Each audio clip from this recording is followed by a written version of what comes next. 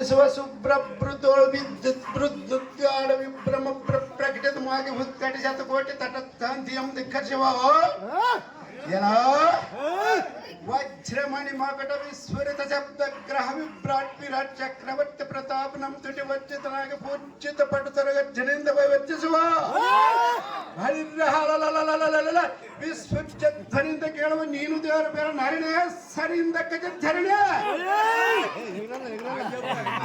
ಪುರಾಣಿ ಪುಷ್ಪಾಣಿ ಶ್ವೇತವರ್ಣಿಂಚ ವಾಯಸಃ ಮಚ್ಚ ಪಾದೇ ಜಲ ಪಶ್ಯೇನ ನಾರಿ ಹೃದಯನ ಪಶ್ಯತೆ ಎಲೆ ನಾರಿ ಇದರ ತಾತ್ಪರ್ಯವೇನೆಂದರೆ ಹತ್ತಿಯ ಹೂವನ್ನಾದರೂ ಕಂಡರೆ ಕಾಣಬಹುದು, ನೀರಿನಲ್ಲಿ ಮೀನುಗಳ ಹೆಜ್ಜನ್ನಾದರೂ ಹುಡುಕಿದರೆ ಹುಡುಕಬಹುದು, ದೇಶ ಮಧ್ಯದಲ್ಲಿ ಬಿಳಿಯ ಕಾವಿಯನ್ನಾದರೂ ನೋಡಿದರೆ ನೋಡಬಹುದು. ಸ್ತ್ರೀಯರ ಮನಸ್ಸನ್ನು ಗುರುತಿಸುವುದಕ್ಕೆ ಈ ಪರಮೇಶ್ವರನಿಗಾದರೂ ಸಾಧ್ಯವಲ್ಲವೋ?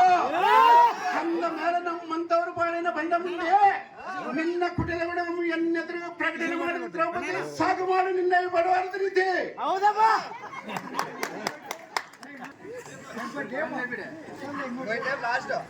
ಚಂಡ ಪ್ರಚಂಡ ಮುಂದಕ್ಕಿಟ್ಟುಗಾಲು ಹಿಂದಕ್ಕಿಡುವರ ಕಂಡ ಎನ್ನೋಳ್ ಡಂಬಕತನದಿಂದ ತನ್ನ ಪದ ಪುಂಡರೀಕಕ್ಕೆ ಮಂಡಿ ಎಂಬಾಡಿ ಬೇಡಿಕೊಂಡರೆ